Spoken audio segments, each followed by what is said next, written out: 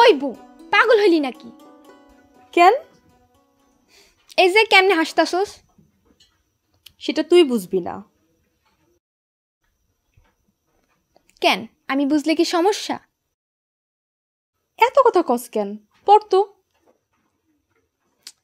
আইসা বউ, তুই যে সারাক্ষণ আমার ফোনের দিকে এমনি তাকায় থাকস, তোর চোখে তো সমস্যা হইব। তারপর তুই কানা হয়ে যাবি, চশমা পরে থাকুন লাগবে। কে কইছে তোর এসব কথা? হিমায়ত স্যার কইছে। তোর হেমায়ত স্যার তোরে কইছে, তুই তার কথা শুন। সে আমার স্যার না। তোর স্যার না, তাতে কি হইছে? সে তো সঠিক কথাই কইছে। এই যে রাখলাম ফোনটা, এখানে রাখলাম। তুই খুশি? এবার দে, তোর কিসের প্রবলেম দেখা আমারে।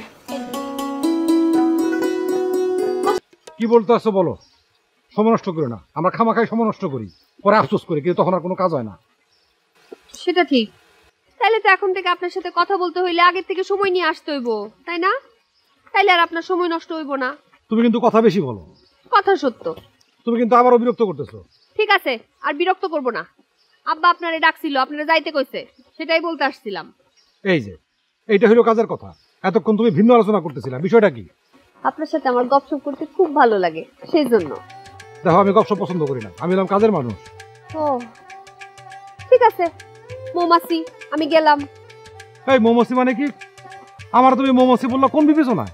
না মানে মৌমাছি তো সারাদিন কাজ করে, আপনিও সারাদিন কাজ করে, সেই জন্য মৌমাছির সাথে আপনার সাথে তুলনা করলাম।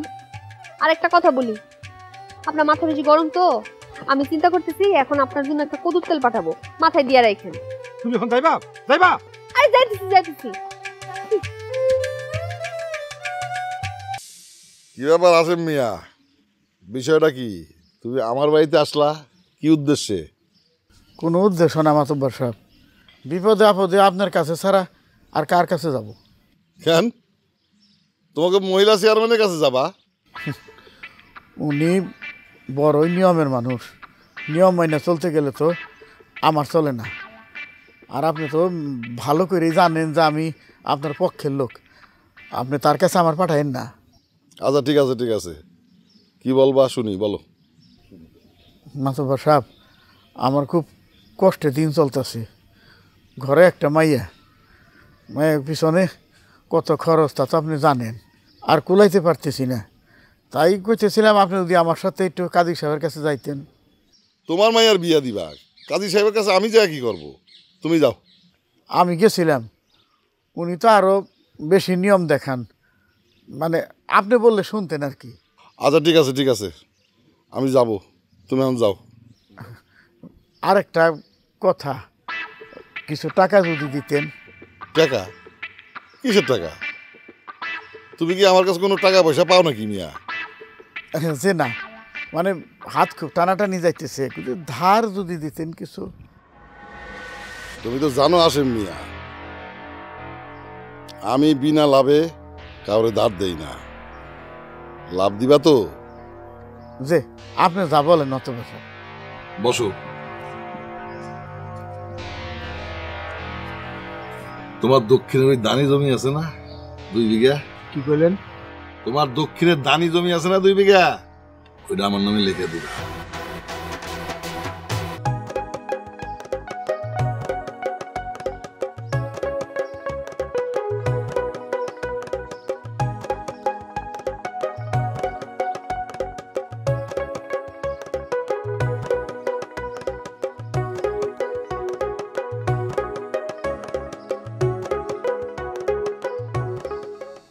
তোমার কেন লজ্জা হয় না? ঘর জামাই তুমি, আমার লজ্জা হবে কেন? ঘর জামাই ঘর জামাই ঘর জামাই, এই একটা কথা শুনতে শুনতে আমি ত্যক্ত বিরক্ত। এত বিরক্ত হওয়ার তো কোনো নমুনা দেখতেছি না। নমুনা দেখতেছো না মানে? মানে নমুনা দেখতে পেতেছি না মানে কিছুই তো করতেছো না। অবশ্য কিছু করার মতো মোড়ও তো থাকতে হয়। দেখো মেনু, এই ইউনিয়নের চেয়ারম্যানের মেয়ের জামাই হিসেবে আমার কিছু দায়িত্ব কর্তব্য আছে। আমি শ্বশুর বাড়ির কথা চিন্তা ভাবনা করে, তাদের সম্মানের কথা বিবেচনা করে যা খুশি তা তো করতে পারি না। আমাকে কোনো কিছু করতে হলে অবশ্যই ভাবতে হবে। তুমি অনেক ভাবছো, তুমি আর ভাইবো না। তুমি যেইভাবে আসো সেইভাবে থাকো। না না না মিনু, তুমি বললে তো হবে না। আমাকে অবশ্যই ভাবতে হবে, কিছু একটা করতে হবে। এইভাবে বসে থাকা তো যায় না। এইটা নিয়ে হাজারবার শুনছি, কিছু একটা করতে হবে, কিছু একটা করতে হবে। এমন কিছু বলো যেটা আমি শুনি নাই, যেটা আমি জানি না। দেখো মিনু, এইভাবে অবহেলা করো না। একদিন এই ফখরুল ইসলাম সোহাগকে নিয়েই তোমার গর্ব করতে হবে। পত্রিকাতে যখন আমার ছবি আসবে, সবার দ্বারে দ্বারে ঘুরবা আর বলবা, এই যে ইনিই কিন্তু আমার স্বামী, ইনিই আমার প্রাণের স্বামী। আচ্ছা, তুমি কি কোনো ছবি দেখে এসো? মানে সিনেমা দেখে এসো? সিনেমা দেখে আসছি মানে? না, মানে তোমার কথা শুনে মনে হইতেছে এটা কোনো সিনেমার ডায়লগ। তিষ্ট ক্ষণকাল, একটু অপেক্ষা করো। শোনো মিনু, সিনেমা কিন্তু জীবনের বাইরে না। জীবন থেকেই সিনেমার গল্প নেওয়া হয়।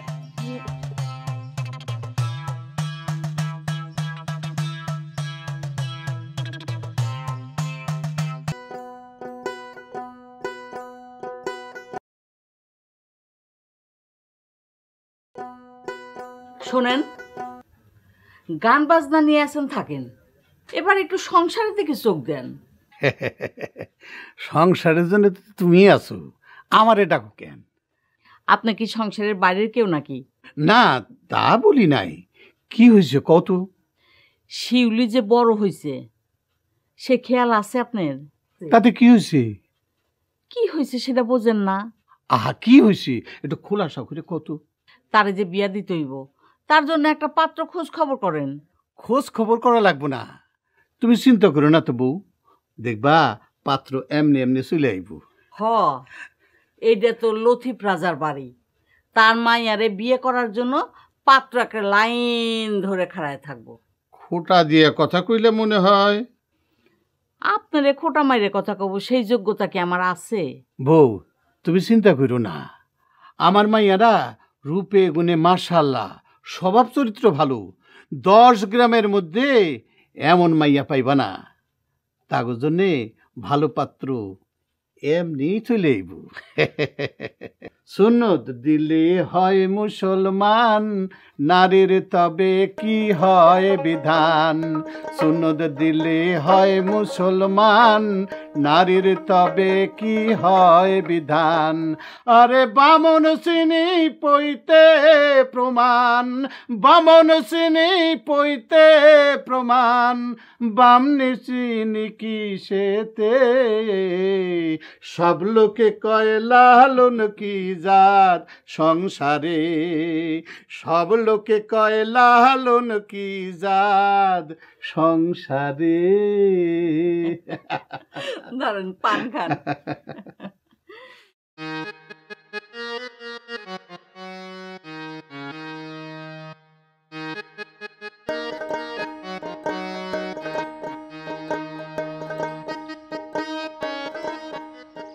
আমার কথা শোনো, লিসেন টু মি।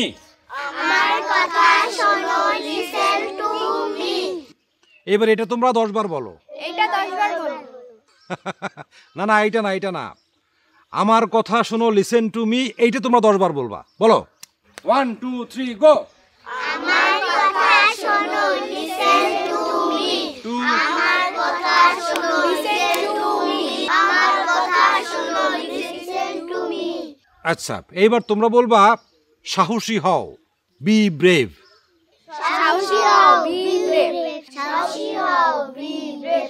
সাহসী হও, বি ব্রেভ। স্যার, পড়া তো শেষ, এবার একটা কিস্সা কন। কি কিসে শুনবা? স্যার, প্রত্যেক দিনই তো কন, আজকে কইবেন না? না, অবশ্যই কমু। আচ্ছা ঠিক আছে, আজকে তোমাদেরকে আমি ওই ফড়িং আর এক বৃদ্ধ পেঁচার গল্প শোনাবো। এক গাছে থাকতো এক বৃদ্ধ পেঁচা। তো সে সারা রাত জায়গা পোকা আর ইঁদুর খাইতো, আর সে দিনের বেলা নাক ডেকে ঘুমাইতো। তো একদিন সে নাক ডেকে ঘুমাইতেছে, এমন সময় সেইখানে আইসা একটা ফড়িং মনের সুখে গান গাইতেছে।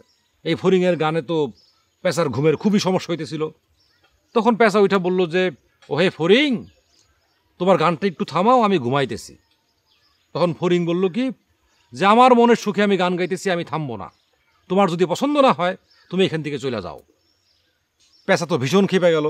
খেপে যায় সে মনে মনে একটা বুদ্ধি ধরলো। কি বুদ্ধি স্যার?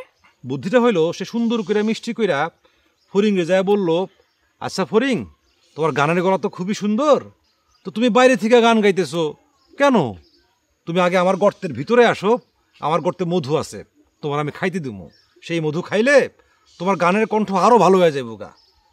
এইটা শুই না ফরিং করলো কি, ওই পেঁচার গর্তের ভিতরে ঢুকে গেল গা, আর তখন পেঁচা ওই ফরিংকে ধরে খায় ফেলাইলো। এই কিস্সার মানে কি স্যার? এই কিস্সার মানে হইল বিহেভিয়ার অফ ফলস ফ্ল্যাটারি, মানে হইতেছে মিথ্যা তোষামতকারী হইতে সাবধান, বুঝছো? আজকে ছুটি, যাও। হেমায়েত মিয়া, তুমি তো দেখি আমার কোনো কথাই শুনতেছো না। আপনার কোন কথা শুনতেছি না কাকা। বললাম যে স্কুল বন্ধ করো, করতেছো না কেন? কাকা এটা তো স্কুল না, আর এখানে কোনো ধরাবান্ধা নিয়মও নাই। এখানে আমি বাচ্চাদের সাথে বসে একটু গল্প করি, গপসপ করি, কিস্সা শোনাই। এই যে মাত্রই তো আপনি দেখলেন যে আমি কিস্সা শোনাইতেছিলাম। কাকা, আপনি কি পেঁচা আর ফড়িংয়ের কিস্সা শুনবেন? আমার সাথে চালাকি করবে না হেমায়েত, চালাকি তোমার চেয়ে আমি ভালো জানি। কাকা আমি কোনো চালাকি করতেছি না, আমার মধ্যে কোনো চালাকি নাই। এই নিজের কি তুমি সন্ন্যাসী টাইপের মানুষ ভাবো নাকি? জি না কাকা, সন্ন্যাসী ভাববো কেন? সন্ন্যাসী হইতে গেলে অনেক তপস্যা লাগে, সাধনা লাগে, ধ্যান লাগে, আমার এত ধৈর্য নাই। কাকা আমি এখন আসি। তোমারে কিভাবে টাইট দিতে হয় সেটা আমার ভালো করে জানা আছে, অপেক্ষা করো, সময় মতো টের পাইবা।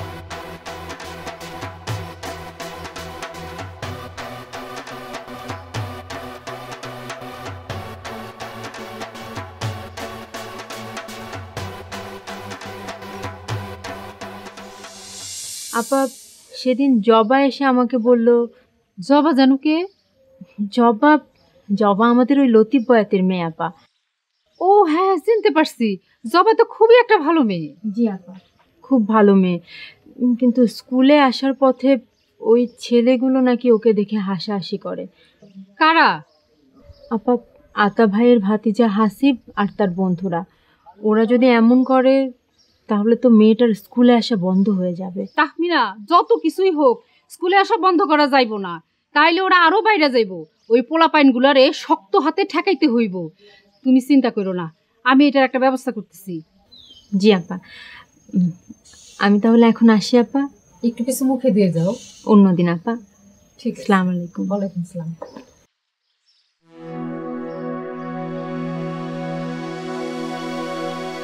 মোহন, এই মোহন, যে কাকি কাকি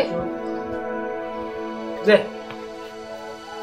আতা ভাইরে খবর দিবা, সে যেন জরুরি ভাবে আমার সাথে দেখা করে এসে। যে যে আচ্ছা।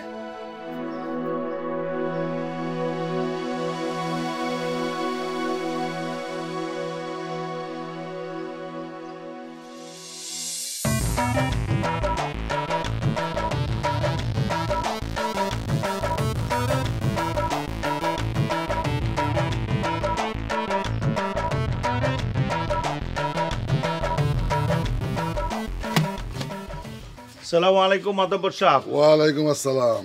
কাজী সাহেব আসছেন? বসেন বসেন। হঠাৎ জরুরি তলব? ওই হাসেম মিয়ার মাইয়ার বিয়ের ব্যাপারে। তা আমি কইছি তো এই বিয়া হবে না।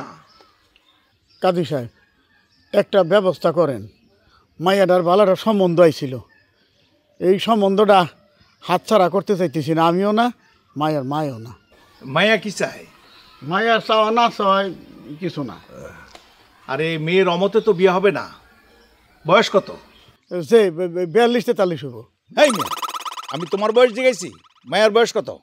ও ওই 13-14 বছর বয়স হবো। এই বিয়ে তো কিছুতেই দেওয়া যাব না। কেন দেওয়া যাব না কেন? কারণ মায়ের বিয়ার বয়স হয় নাই। মাতবর সাহেবের তো সব জানার কথা। মায়া বড় হইলে তার বিয়ে দেওয়ান লাগে, বিয়ে দেওয়া যায় না? যায় না। সরকারের আইনে 18 বছরের আগে কোনো মায়ের বিয়ে দেওয়া যায় না। কাজী সাহেব কোনো মতে কি সম্ভব না? শোনেন, এখন সরকারের যে আইন হয়েছে তাতে যে বিয়া দিবে আর যে বিয়া পড়াবে দুইজনেরই শাস্তির বিধান আছে। আর জন্ম নিবন্ধন ছাড়া তো কোনোভাবেই বিয়া পড়ানো সম্ভব না। হয়েছে হয়েছে, আপনার লেকচার অনেক শুনছি, এখন আপনি আসতে পারেন। আসি তাহলে। আসসালামু আলাইকুম। আরে মিয়া, তুমি চিন্তা করো না তো, তোমার মেয়ে আমি দেব বিয়া, আমি দায়িত্ব নিছি। কাজী সাহেবের কথা কিচ্ছু শুনবা না, আমি যেটা কব সেটাই ঠিক, ঠিক আছে?